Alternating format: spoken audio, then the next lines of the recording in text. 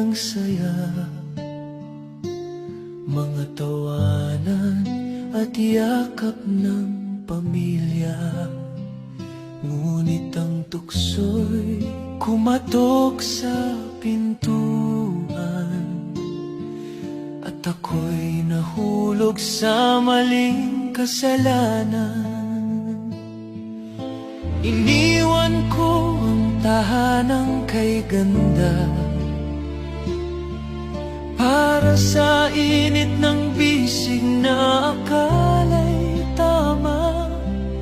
Ang akala ko'y pag-ibig na